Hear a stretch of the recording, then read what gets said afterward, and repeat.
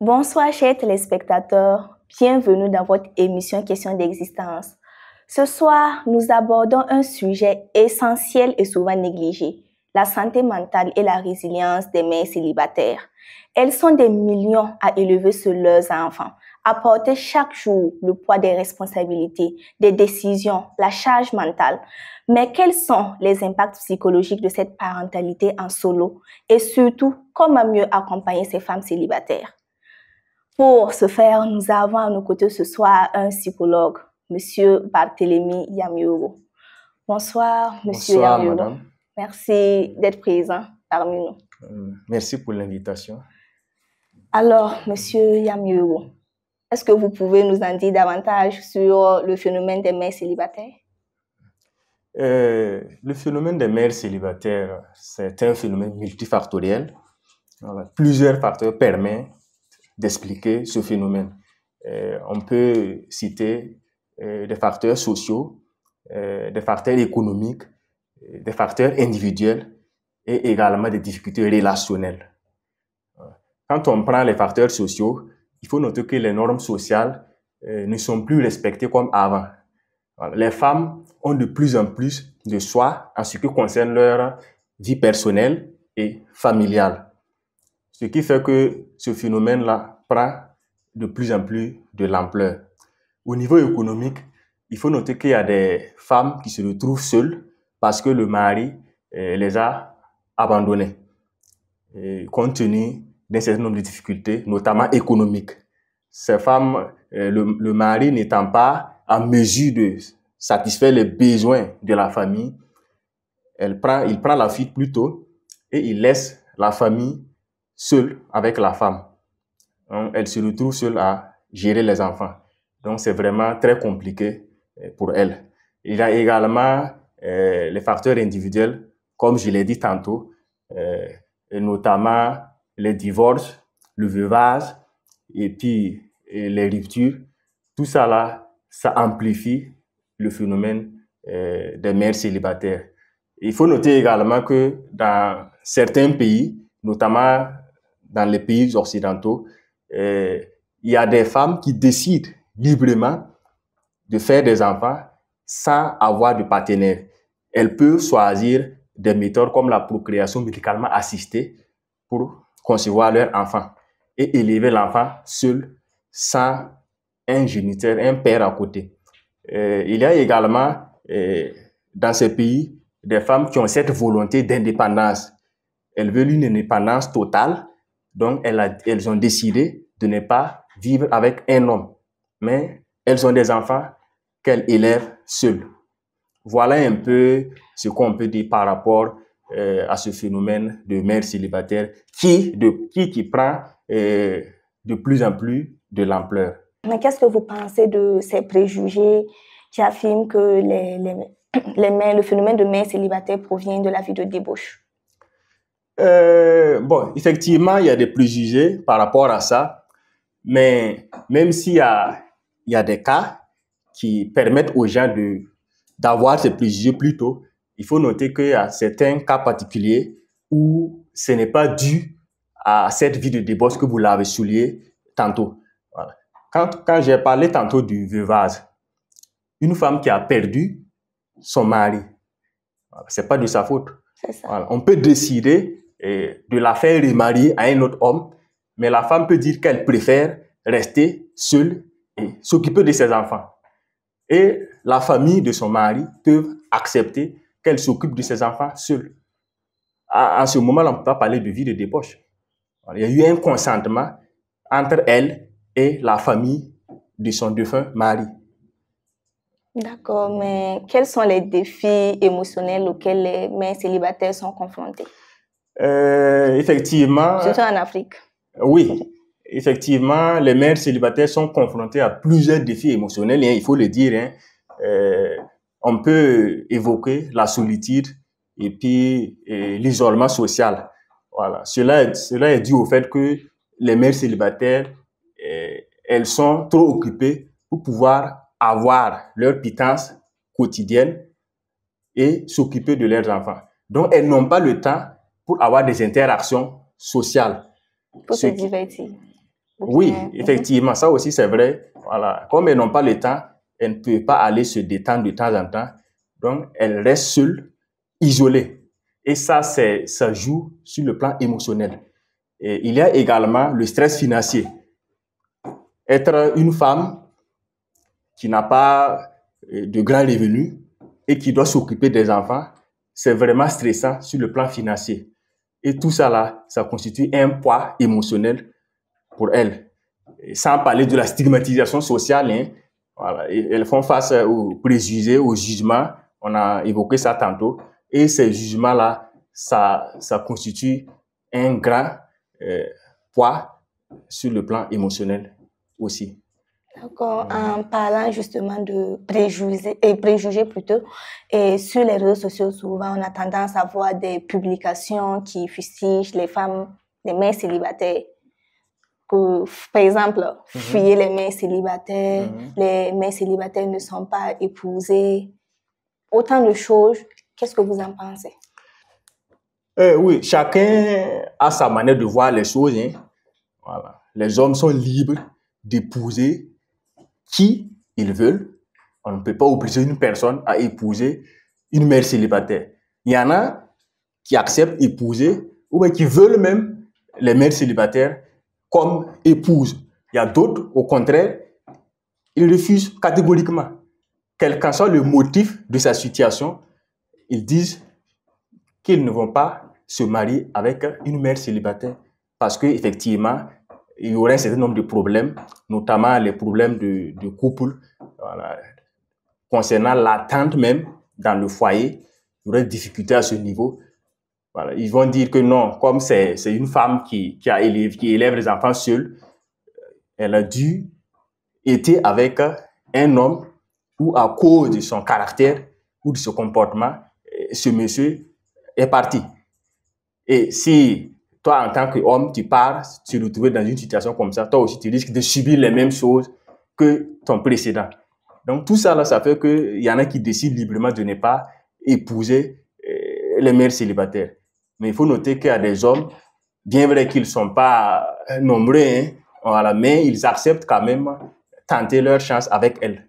Et il y en a qui vivent une vie harmonieuse malgré la situation qu'elle a vécue auparavant avec son ex-partenaire avant de se retrouver dans cette nouvelle relation. D'accord, mais au-delà de ces préjugés-là, il y a des pères célibataires. Conviendrait avec moi que oui. Mais ces pères célibataires-là, ils trouvent rapidement des femmes qui acceptent de se marier avec eux, prendre soin de leurs enfants. Mais pourquoi, dans le cas inverse, il y a ces préjugés-là? Il y a ces réticences? Ok. Il faut savoir que dans nos sociétés, par rapport à un certain nombre de choses, on tolère pour l'homme, mais pour la femme, c'est intolérable. Ah oui. Voilà. Souvent, on dit que la femme même doit rester chaste avant son mariage. Vous voyez? Mais l'homme, on n'exige pas ça sur l'homme.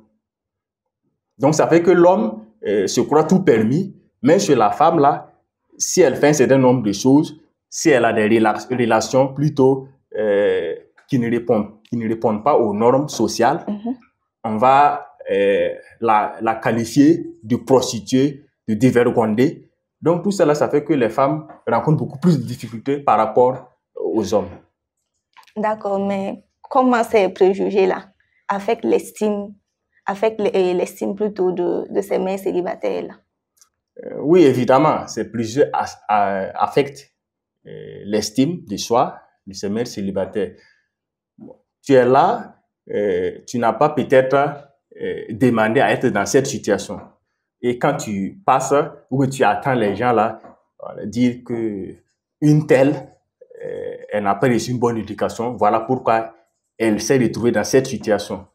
Et tout ça là, ça fait que les mères célibataires, elles souffrent beaucoup. Voilà. Elles souffrent beaucoup et souvent, elles ne savent pas à quel sein se vouer. C'est vraiment un grand problème à leur niveau. Mais heureusement, bon, il y a des pistes de solutionnement qu'on peut les proposer afin qu'elles puissent faire face à ces préjugés. D'accord. Mais comment les mères célibataires gèrent ces jugements-là? Oui. Si vous vous référez peut-être au cas que vous croisez. Elles peuvent gérer ces jugements en faisant face à ces jugements-là d'abord. Elle ne doit pas éviter.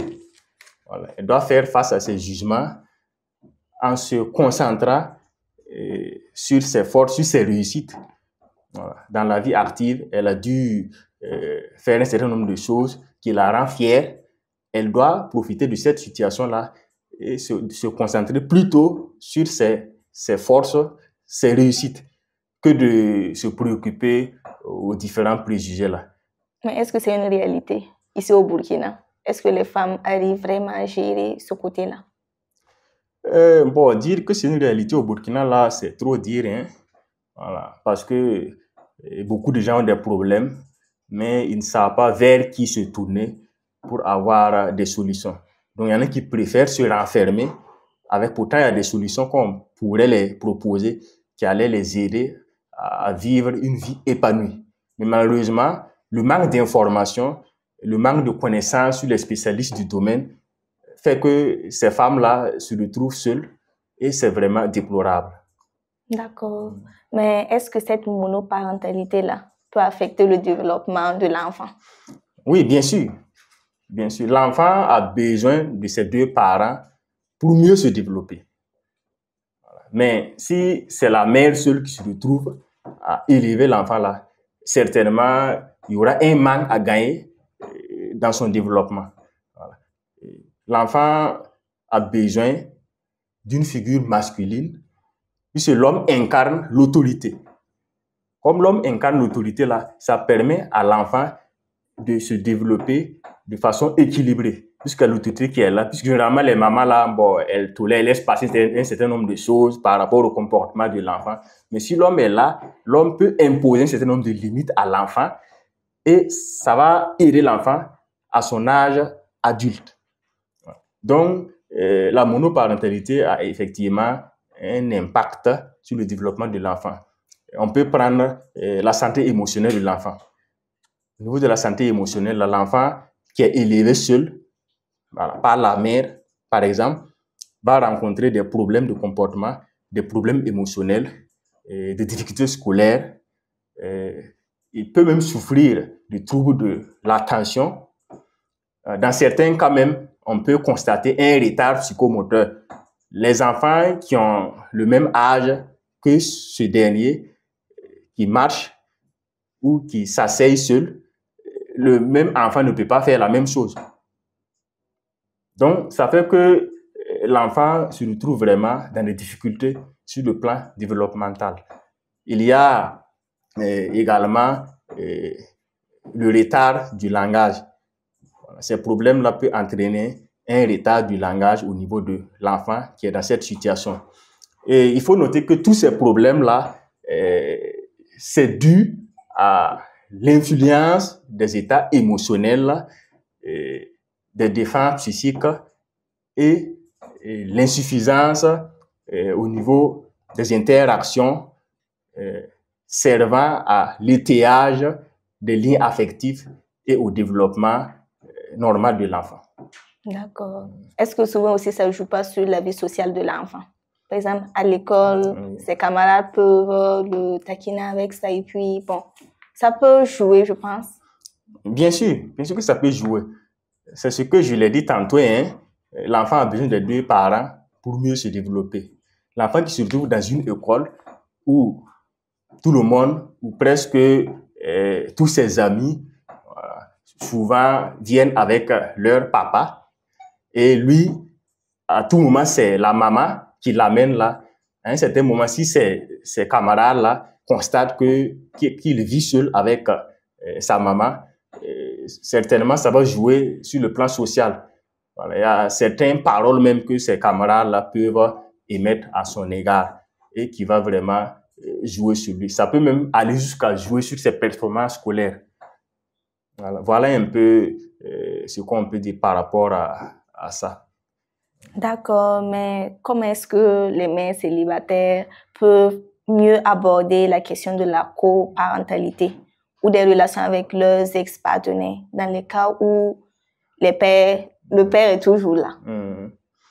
Oui, c'est très important. Pour ne pas que ça bouleverse l'enfant. Oui, c'est très important ce que vous évoquez comme préoccupation. Voilà. Il faut que, même s'il y a une rupture là, c'est le couple conjugal qui n'est plus en actualité. Sinon, le couple parental existe toujours. Vous avez eu les enfants, vous deux, et à cause de l'avenir des enfants, vous pouvez quand même vous entendre pour que les enfants puissent avoir un avenir radieux. Et à ce niveau-là, bon, les mères célibataires peuvent essayer, oui, je dis essayer parce qu'il y en a quand même, c'est un peu compliqué, hein. Elles peuvent essayer d'avoir une communication, voilà, basée sur le respect mutuel, une communication calme, bien posée avec leur partenaire, en mettant les besoins de l'enfant devant.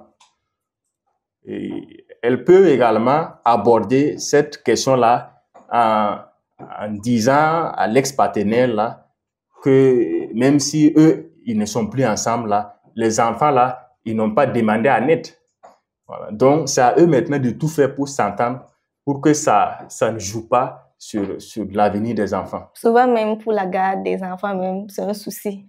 Oui, la garde des enfants, souvent, c'est un souci. Et il y a même des décisions judiciaires même qui viennent même régler ce problème. Voilà. Mais il y en a quand même qui ont un certain nombre d'informations par rapport à l'impact de leur comportement sur les enfants. Donc, ceux qui ont l'information les acceptent quand même coopérer avec la femme pour le bien-être de l'enfant. D'accord, mais est-ce que le fait d'être ben célibataire peut conduire à une fatigue, épuisement parental? Oui, et effectivement, ça peut conduire à l'épuisement parental ou le burn-out parental. Voilà, le burn-out, là, c'est un terme anglophone. Voilà. Ça peut conduire. Voilà. D'accord. Et comment est-ce que les mères célibataires peuvent le prévenir? Elles peuvent prévenir l'épuisement parental en construisant un réseau de soutien. Voilà, ici, on attend par réseau de soutien le soutien des amis, avoir des amis qui sont prêts à l'écouter sans jugement, et avoir également une famille qui est prête à l'aider en cas de difficulté. Tout ça là, ça peut aider les mères célibataires à faire face à cette situation. Et elles doivent également prendre soin de leur bien-être physique et mental. Et comment le faire quand on a des enfants, quand on est seul? Oui, il faut s'organiser. Il faut s'organiser, essayer de planifier tes activités. Et là, elles ont besoin d'avoir une compétence sur la gestion du temps. Voilà. Et l'organisation également. Donc, tout ça, là, bon, c'est des stratégies qu'on peut les aider à développer pour pouvoir s'occuper d'elles-mêmes malgré la présence des enfants. Ce n'est pas impossible. D'accord. Ce n'est pas impossible. On revient encore sur les préjugés sur les mères célibataires. Quand on regarde ces préjugés-là, on voit souvent des femmes, des mères célibataires. Quand elles sortent, bon, on ne sait pas qu'elles sont mères célibataires. Quand, par exemple, un homme les drague, elles ont peur d'affirmer que j'ai un enfant au regard de ces préjugés-là. Quel conseil est-ce que vous avez à l'endroit de ces femmes? Oui, bon, cette peur-là, c'est dû au fait qu'elle pense qu'en disant qu'elle a un enfant, l'homme-là va pas s'investir. Voilà. Elle préfère cacher l'enfant qu'elle a en espérant que l'homme-là accepte l'épouser, même si après il découvre là, bon, peut-être que l'homme peut laisser passer. Voilà. Donc, bon, c'est préjugé. De plus, il y en a qui pensent que, bon, comme elle est seule avec l'enfant là, c'est une qu'on ne peut pas vraiment gérer. Il y a d'autres même qui disent carrément que si je vais épouser une mère célibataire, c'est que le père de l'enfant est mort. Oui, oui. Il y a tout ça. On attend tout ça, hein. On attend tout ça. Mais les mères célibataires doivent comprendre que ces préjugés-là, elles ne peuvent pas les éviter. C'est inévitable. C'est pour ça que j'ai dit tantôt là qu'elles doivent apprendre à faire face à ces préjugés-là. Voilà. Même si elles vont demander de l'aide là, on peut les aider à développer des stratégies pour pouvoir faire face efficacement à ces préjugés. D'accord. Mais quel rôle joue le soutien social dans cette quête du bonheur des mères célibataires? Ok. Le soutien social, là, bon, c'est très, très important, hein, voilà, puisque ça permet de réduire le stress et l'anxiété que subissent ces mères célibataires. Ça permet même de prévenir certaines pathologies comme la dépression. Ah oui. Oui, voilà. Et le soutien social, même, c'est le premier niveau de psychothérapie. C'est le premier niveau de psychothérapie. Donc, ça joue un rôle très important dans la santé mentale des mères célibataires. Voilà. Ça permet, ça renforce même leur estime de soi. Ça renforce leur estime de soi. Donc, c'est vraiment un point à ne pas négliger. Voilà. Et quand on parle de soutien social, là, c'est le soutien des amis, le soutien de la famille et les groupes de soutien. Voilà. Puisqu'il y a des femmes qui sont également dans la même situation qu'elles. Si elles arrivent à identifier ces femmes-là, elles peuvent constituer un grand soutien pour elles. Et du coup, ça aura un impact positif sur sa santé mentale. Donc, c'est un point à ne pas négliger. Et elle peut apprendre à construire ce réseau de soutien-là. C'est quelque chose qu'on peut construire. D'accord. Vous avez parlé tantôt de psychothérapie. Comment est-ce que ça se passe dans le cas de, oui, pour pouvoir aider ces femmes-là? Bon, d'abord, avant de parler de psychothérapie, on fait une évaluation de sa situation. Voilà.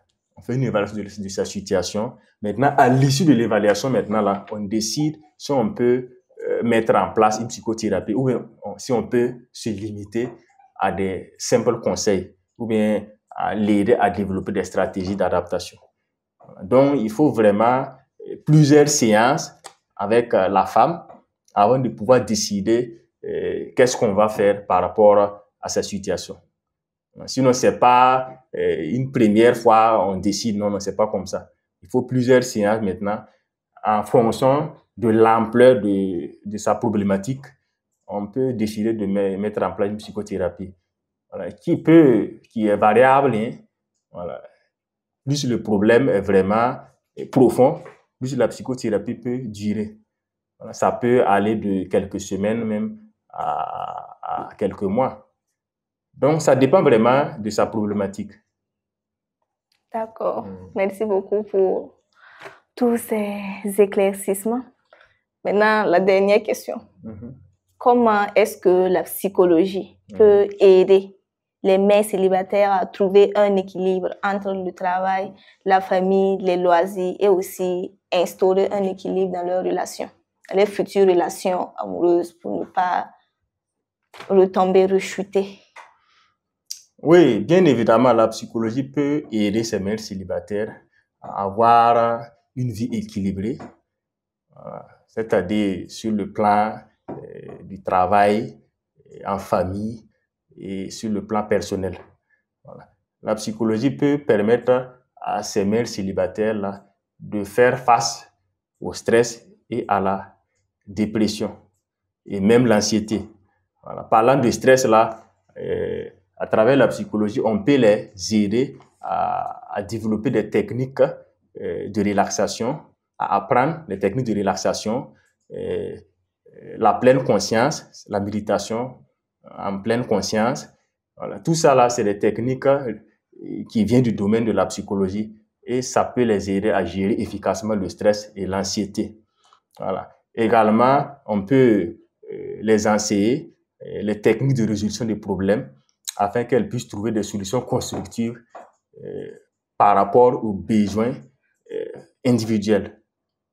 Voilà un peu comment la psychologie peut aider ces mères célibataires. Et c'est pas tout, il y a plein d'autres apports que la psychologie peut apporter pour le bien-être général de ces mères célibataires. D'accord. Merci, Monsieur Yamuro, pour tous ces éléments de réponse. Malheureusement, nous sommes au thème des 26 minutes, c'est rapidement passé. Donc, merci à vous pour l'invitation. Le thème, vraiment, c'est un thème très pertinent et c'est un thème d'actualité même d'ailleurs. Merci une fois de plus pour le thème. Je vous en prie. On espère vous revoir très bientôt sur le plateau. On espère bien. Merci. Merci également à vous, chers téléspectateurs, de nous avoir suivis. Ce soir, nous avons parlé de celles qu'on oublie trop souvent, mais qui portent tant. Les mères célibataires méritent mieux en lieu et place d'être isolées. Elles méritent du respect, du soutien et des droits. À vous qui nous regardez, le combat continue. Et à vous, mères solo, qui tenez bon chaque jour, vous n'êtes pas seules. Tenez bon, vous êtes puissantes. Merci pour votre attention et à très bientôt.